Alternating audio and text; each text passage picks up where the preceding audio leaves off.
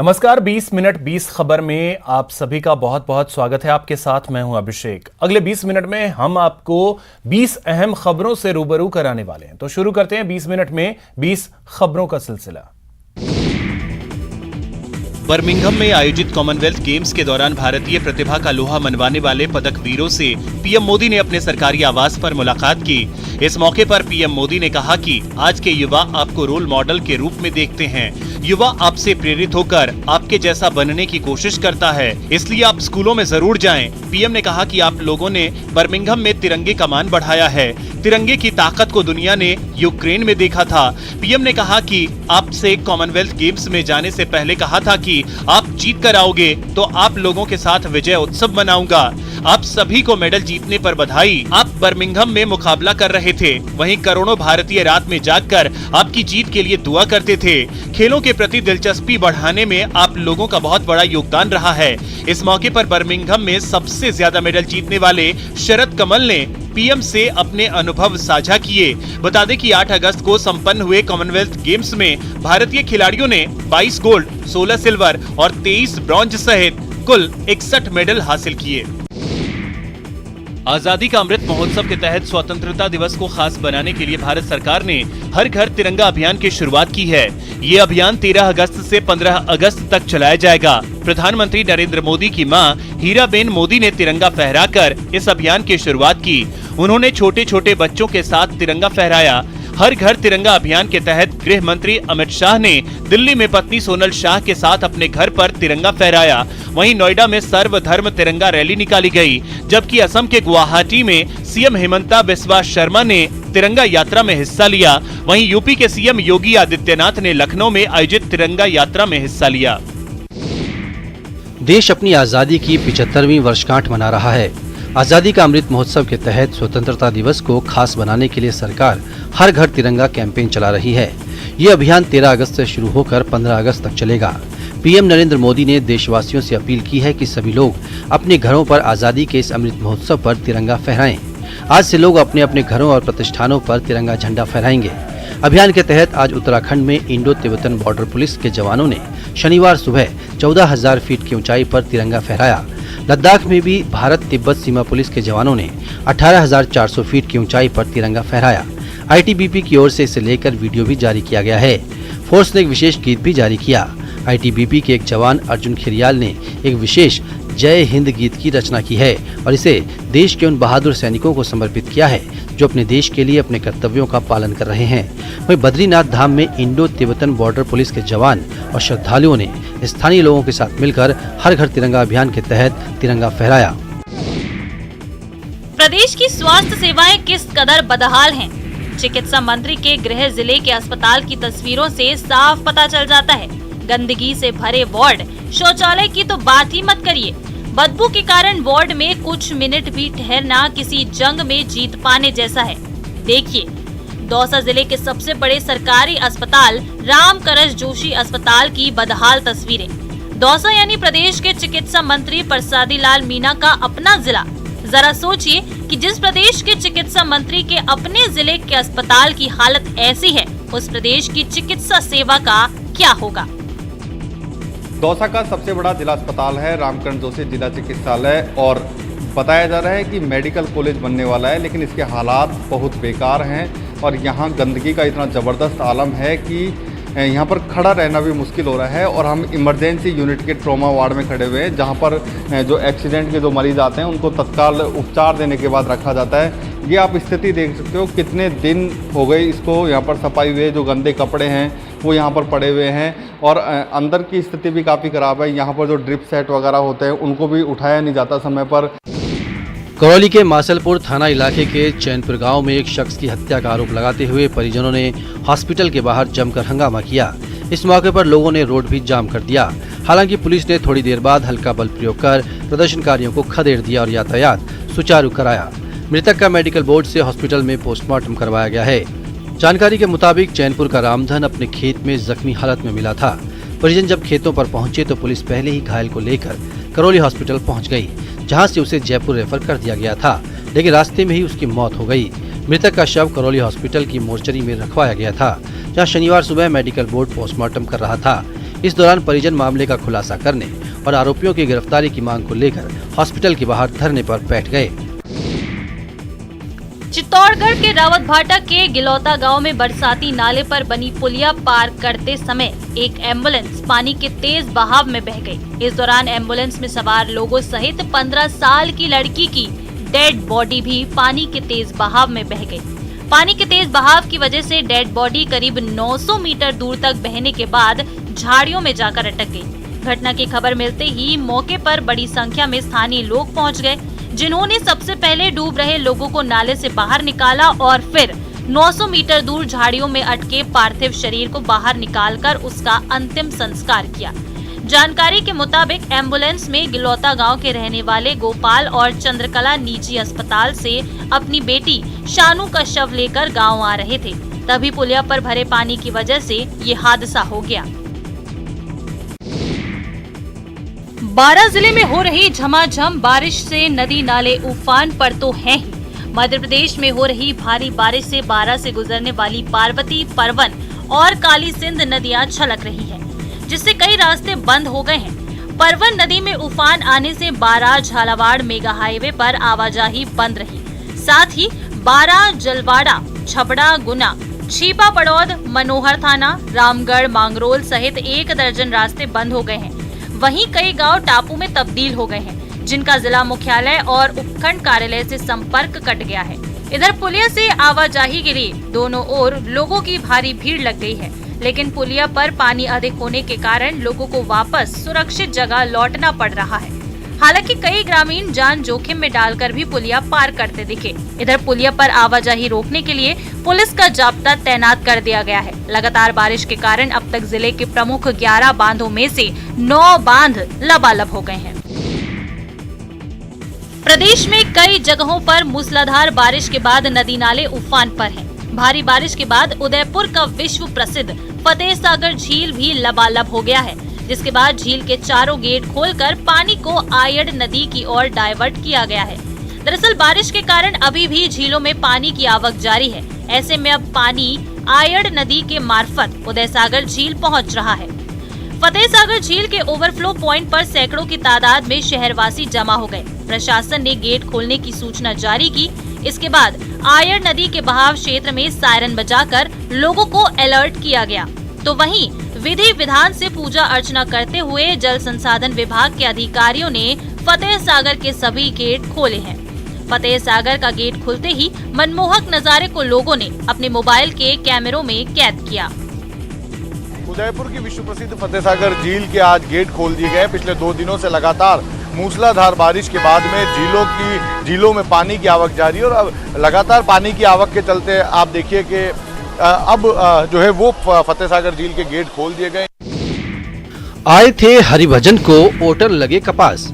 उत्तर प्रदेश के ललितपुर में भी कुछ ऐसा ही हुआ, जब लड़कियों का एक ग्रुप आया था मेले के खूबसूरत नजारों का आनंद उठाने। लेकिन न जाने क्या बात हुई कि खुद भले न नजारों का आनंद उठा पाए, लेकिन लोगों के सामने खुद का तमाशा जरूर बना दिया। आप भी देखिए लड़कियों का एक ग्रुप कैसे एक दूसरे की जान के पीछे पड़ गया। इन लड़कियों के बीच जमकर मारपीट हुई। युवतियों ने एक दूसरे के बाल पकड़कर जमकर मारपीट की। मौके पर मौजूद लोग बीच बचाव करने की बजाय अपने मोबाइल से मारपीट का वीडियो बनाते दिखाई दिए। बताया जा रहा है कि शहर के तुमन मंदिर परिसर में एक हथकरघा प्रदर्शनी मेला लगा हुआ है और ये लड़कियां इसी मेले में आई थीं, लेकिन अचानक विवाद हो गया और फिर जमकर मारपीट। पूरे देश में आजादी की 75वीं सालगिरह को लेकर खासा उत्साह दिख रहा है। इस मौके को खास बनाने के लिए जगह जगह तिरंगा यात्रा निकाली जा रही है। धर्मनगरी अयोध्या में अनोखे तरीके से आजादी के अमृत महोत्सव सप्ताह का शुभारंभ किया गया। रामनगरी के सभी प्रमुख संत हाथ में राष्ट्रध्वज लेकर राष्ट्रभक्ति का संदेश देते हुए सड़कों पर निकले। इस मौके पर 3 किलोमीटर लंबी तिरंगा यात्रा निकाली गई, जिसमें अयोध्या के संतों महंतों के साथ साथ नन्हे मुन्ने बच्चों ने नया घाट से टेढ़ी बाजार तक तिरंगा यात्रा निकाली। इस दौरान बच्चों ने कई स्वरूप धारण किए और आकर्षण का केंद्र बने रहे। इस मौके पर संतों ने कहा कि अयोध्या में भी ऐसे महान क्रांतिकारी संत हुए हैं जिन्होंने देश की आजादी में महत्वपूर्ण भूमिका निभाई। उनकी स्मृति युवाओं में जागृत करने के लिए नया घाट से टेढ़ी बाजार तक तिरंगा यात्रा निकाली गई है। अयोध्या से निकली तिरंगा यात्रा देश ही नहीं पूरे विश्व के लिए एक संदेश है।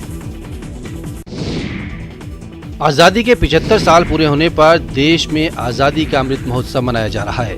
अपने प्राणों की आहुति देकर भी शान से तिरंगा लहराने वाले वीर शहीदों को नमन करने के लिए देश के अलग अलग हिस्सों में तिरंगा यात्रा निकाली जा रही है। आजादी के अमृत महोत्सव के तहत श्रीगंगानगर के सूरतगढ़ में भी विशाल तिरंगा यात्रा निकाली गई। विश्नोई मंदिर प्रांगण से देशभक्ति के गीतों और डीजे की धुन पर शुरू हुई इस तिरंगा यात्रा में कई स्कूलों के बच्चों, समाज सेवी संस्थाओं, डिफेंस एकेडमी के स्टूडेंट्स, सीआरपीएफ के जवान, सिविल डिफेंस के स्वयंसेवक और राजनीतिक हस्तियों समेत गणमान्य लोग शामिल हुए। इस तिरंगा यात्रा में कई झांकियां भी निकाली गई। ऊंट, घोड़े, बग्घी पर निकाली गई झांकियां आकर्षण का केंद्र रहीं। इस विशाल तिरंगा यात्रा का शहर के कई चौक चौराहों पर पुष्प वर्षा कर और जलपान के साथ स्वागत किया गया। राष्ट्रगान के साथ इस तिरंगा यात्रा का समापन हुआ। विश्व के सबसे ऊंचे चिनाब रेलवे पुल के 15 अगस्त से पहले बनकर तैयार होने की संभावना बढ़ गई है। कश्मीर घाटी को देश के बाकी हिस्सों से जोड़ने के लिए चिनाब नदी पर पुल का निर्माण कार्य इंडियन रेलवे करवा रहा है। 13 अगस्त को इसके आखिरी ओवर आर्च डेक को लगाने का काम भी पूरा हो गया। डेक पूरा होने के बाद पुल निर्माण का 98% काम पूरा हो गया। चिनाब ब्रिज के नाम से जाना जाने वाला ये पुल इस साल दिसंबर तक रेल यातायात के लिए भी चालू हो जाएगा। ये पुल पेरिस के एफिल टावर से करीब 35 मीटर और कुतुब मीनार के मुकाबले करीब 5 गुना ज्यादा ऊंचा है। इस पुल की ऊंचाई 1 किलोमीटर और 315 मीटर है। ये पुल नदी तल से 359 मीटर की ऊंचाई पर है। ये पुल 8 की तीव्रता वाले भूकंप को भी सहन कर सकता है। इसके अलावा ये 260 किलोमीटर प्रति घंटे की रफ्तार से चलने वाली हवा को भी सहन कर सकता है। दुनिया के सबसे ऊंचे रेलवे पुल के मेहराब का काम पिछले साल अप्रैल में ही पूरा हो गया था। इस मेहराब का कुल वजन 10,619 मीट्रिक टन है और उसके हिस्सों को केबल क्रेन से लगाया गया। इसका निर्माण उधमपुर श्रीनगर बारामूला रेलवे लिंक परियोजना के तहत 1486 करोड़ रुपए की लागत से किया गया है। दिल्ली में 15 अगस्त को लाल किले पर स्वतंत्रता दिवस समारोह मनाने के लिए तैयारियां की जा रही हैं, जिसे लेकर शनिवार को लाल किले में समारोह की फुल ड्रेस रिहर्सल शुरू हुई। इस दौरान सुरक्षा के कड़े इंतजाम देखने को मिले। लाल किले के आसपास कई किलोमीटर के दायरे को सुरक्षा खुफिया एजेंसियों ने अपनी देखरेख में ले लिया। यहाँ किसी खतरे से निपटने के लिए ड्रोन, बैलून या कोई और चीज उड़ाने पर प्रतिबंध लगाया गया है। लाल किले पर फुल ड्रेस रिहर्सल के दौरान स्पेशल दस्ते ने मॉक ड्रिल की। लाल किले पर फुल ड्रेस रिहर्सल में स्कूली बच्चे भी शामिल हुए। इस रिहर्सल में कई हेलीकॉप्टर भी शामिल हुए। इसके अलावा सेना के सभी विंग और अलग अलग प्रदेशों की पुलिस के अलावा अर्धसैनिक बलों की कंपनियां भी इस ड्रेस रिहर्सल में शामिल हुईं। देश की आजादी के 75 साल पूरे होने पर इस बार लाल किले पर खास तैयारी की जा रही है। हर साल की तरह लाल किला और इसके आसपास के इलाके, बॉर्डर एरिया और दिल्ली में सुरक्षा के इंतजाम किए गए हैं। भारतीय सेना की पूर्वी कमान ने 75वें स्वतंत्रता दिवस के उपलक्ष्य में जलपाईगुड़ी के गजोलडोबा में तीस्ता महानंदा लिंक नहर पर नौका दौड़ का आयोजन किया। यह आयोजन तीस्ता महानंदा कॉरिडोर में आयोजित किया गया, जिसके माध्यम से सेना ने हिली, रंगपुर और बोगरा पर कब्जा करने के लिए अभियान शुरू किया था, जिससे 1971 में बांग्लादेश की मुक्ति में मदद मिली थी। नौका दौड़ में सेना, वायुसेना, केंद्रीय सशस्त्र पुलिस बलों और एनसीसी की 18 टीमों ने भाग लिया। तीस्ता बैराज के पास गजोलडोबा से शुरू हुई नौका दौड़ को देखने के लिए सैकड़ों लोग नहर के किनारे जमा हो गए। इस मौके पर सेना के किरपान डिवीजन के सैनिकों ने मार्शल आर्ट का भी प्रदर्शन किया। आजादी के अमृत महोत्सव के तहत 13 अगस्त से 15 अगस्त तक घर घर तिरंगा, हर घर तिरंगा अभियान शुरू हुआ है। 12 में भी हर घर तिरंगा अभियान को रफ्तार देने के लिए व्यापार महासंघ की ओर से तिरंगा यात्रा निकाली गई। शहर के सराफा बाजार से शुरू हुई इस यात्रा में शहर के सभी व्यापारिक संस्थाओं के लोग, धार्मिक संगठनों सहित प्रशासनिक अधिकारी और स्कूली बच्चे शामिल हुए। सराफा बाजार से राष्ट्रभक्ति के गीतों से ओतप्रोत बैंड की मधुर धुनों पर सैकड़ों लोगों ने तिरंगा हाथ में लेकर आतिशबाजी के साथ सदर बाजार संस्था धर्मादा चौराहा से होती हुई प्रताप चौक तक पहुंचे, जहां राष्ट्रभक्ति के गीतों पर शानदार प्रस्तुतियों के साथ सामूहिक राष्ट्रगीत और राष्ट्रगान करते हुए तिरंगा यात्रा का समापन हुआ। इस यात्रा का मुख्य आकर्षण रहा 75 फीट का तिरंगा। इस तिरंगा रैली में कलेक्टर, एसपी, एडीएम, एएसपी समेत कई प्रशासनिक अधिकारी भी शामिल हुए। झुंझुनू के बेटे शहीद सूबेदार राजेंद्र भांबू की अंतिम विदाई में लोगों का हुजूम उमड़ पड़ा।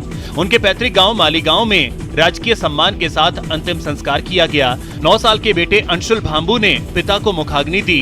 इस गमगीन मौके पर सेना की टुकड़ी ने शहीद को गार्ड ऑफ ऑनर दिया। शहीद राजेंद्र भांबू के तीनों बच्चों ने अपने हाथों में तिरंगा लेकर अपने पापा के अंतिम दर्शन किए। बड़ी बेटी प्रिया, छोटी बेटी साक्षी और बेटे के हाथों में तिरंगे थे। तीनों ने बड़े ही गर्व से तिरंगे को सीने पर लगाया और अपने पापा के दर्शन किए। इससे पहले शहीद राजेंद्र भांबू के घर पर पार्थिव देह पहुंची, जहां उनकी पत्नी, बेटी, बेटे, पिता बदरू प्रसाद, छोटे भाई राजेश को अंतिम दर्शन कराए गए। उस वक्त माहौल बहुत गमगीन हो गया। शहीद की पार्थिव देह देर रात को चिड़ावा पहुंची थी। इसके बाद चिड़ावा से मालीगांव तक 20 किलोमीटर तिरंगा यात्रा निकाली गई। बता दें कि झुंझुनू के मालीगांव के सूबेदार राजेंद्र भांबू जम्मू कश्मीर के राजौरी में गुरुवार को शहीद हो गए थे। उनकी बड़ी बेटी प्रिया और मेरे पापा शहीद हुए हैं। देश के लिए अपने प्राण न्यौछावर किए, उसके लिए मुझे बहुत ज्यादा गर्व है। पूरे घर वालों को बहुत ज्यादा प्राउड फील होता है। भगवान और भक्तों के संबंध का अनुमान सहज ही लगाना मुश्किल है। भक्त जहां अपने इष्ट देव की आराधना के लिए नित नए तरीके ढूंढते रहते हैं, वहीं भगवान अपने भक्तों की हर इच्छा पूरी करते हैं। झांसी में भी हनुमान जी की भक्ति में लीन अनोखे भक्त ने चावल के दानों पर ही सुंदरकांड लिखकर अपनी अनोखी भक्ति दिखाई। इस अनोखे हनुमान भक्त का नाम प्रीति अग्रवाल है। प्रीति बताती है कि अक्सर वो मंदिर जाया करती हैं, जहां उन्होंने देखा कि भगवान भोले के भक्त बेल पत्र पर ओम नमः शिवाय लिखकर भोलेनाथ को अर्पित करते हैं। ऐसे में प्रीति के मन में विचार आया कि क्यों ना ऐसी साधना की जाए जो कुछ अलग हो। फिर क्या था, प्रीति ने चावल के हजारों दानों पर सुंदरकांड लिख डाला। प्रीति ने इसके लिए रोज 2 घंटे समय निकाला और लगातार 2 महीने की मेहनत के बाद 7,457 दानों पर सुंदरकांड उकेर दिया। चावल पर लिखे सुंदरकांड को प्रीति ने प्रभु हनुमान के चरणों में समर्पित करते हुए उनसे आशीर्वाद मांगा। प्रीति की इच्छा है कि चावल के दानों पर लिखा सुंदरकांड देश के प्रधानमंत्री नरेंद्र मोदी के पास उपहार के रूप में भेजा जाए। शिवरात्रि और मैं शिव जी में देखती थी लोगों को बेलपत्री चढ़ाते हुए, तो मेरे मन में आया कि चावल के दाने पे क्यों ना ओम नमः शिवाय लिख के शिव जी को समर्पित करें। भारत की आजादी के 75 साल पूरे होने के खास मौके पर देश भर में आजादी का अमृत महोत्सव मनाया जा रहा है। वहीं राजस्थान सरकार ने इस खास मौके को यादगार बनाने के लिए 13 से 15 अगस्त तक राजस्थान के सभी स्मारक और संग्रहालयों को आम आदमी के लिए फ्री कर दिया है। राजस्थान सरकार के इस आदेश के लागू होने के बाद सैलानी जयपुर के अल्बर्ट हॉल, नाहरगढ़, जंतर मंतर, पुरातत्व संग्रहालय जयपुर, आम्रपाली म्यूजियम जयपुर, बागोर की हवेली उदयपुर, मेहरानगढ़ दुर्ग संग्रहालय जोधपुर, जसवंत ठाडा जोधपुर, राजकीय संग्रहालय उदयपुर, गवर्नमेंट म्यूजियम अजमेर समेत राजस्थान के 33 जिलों के सभी स्मारक और संग्रहालय को आम आदमी के लिए अगले 72 घंटे फ्री कर दिया गया है। इसके साथ ही स्वतंत्रता दिवस के मौके पर सभी स्थानों पर ध्वजारोहण भी किया जाएगा। इससे पहले भारतीय पुरातत्व सर्वेक्षण की ओर से भी 15 अगस्त तक सभी स्मारक और संग्रहालयों में जाने वालों के लिए एंट्री फ्री कर दी गई है। गुलाबी नगरी के नाम से मशहूर प्रदेश की राजधानी अब तिरंगा नगरी नजर आ रही है। पीएम के हर घर तिरंगे के आह्वान पर जयपुर के व्यापार महासंघ ने 13 अगस्त से 15 अगस्त तक जयपुर के बाजार को तिरंगे से बांट दिया है। आजादी की 75वीं सालगिरह को खास बनाने के लिए जयपुर में करीब 1.25 लाख दुकानों पर तिरंगा लहराने लगा है। इसके अलावा इस बार आजादी के जश्न को विशेष रूप से मनाने के लिए जयपुर के बाजारों को दीपावली की तर्ज पर सजाया जाएगा। महासंघ के अध्यक्ष सुभाष गोयल ने बताया कि इस समय महासंघ में शहर के करीब 41 बाजार शामिल हैं। इन बाजारों की 1.25 लाख दुकानों पर 13 से 15 अगस्त तक तिरंगा लहराएगा। और ये जो माहौल है, इसको माहौल को देखते लगता है वापस से एक नया संचार हुआ है हम लोगों के अंदर। ये 75वां साल हम लोग जो मना रहे हैं, इतने जोश से मना रहे हैं, धूमधाम के साथ में मना रहे हैं। पूरा बाजार सज रहा है और हर व्यापारी के मन में उत्साह है। तो हमको लगता है कि आने वाला समय हमारे लिए बहुत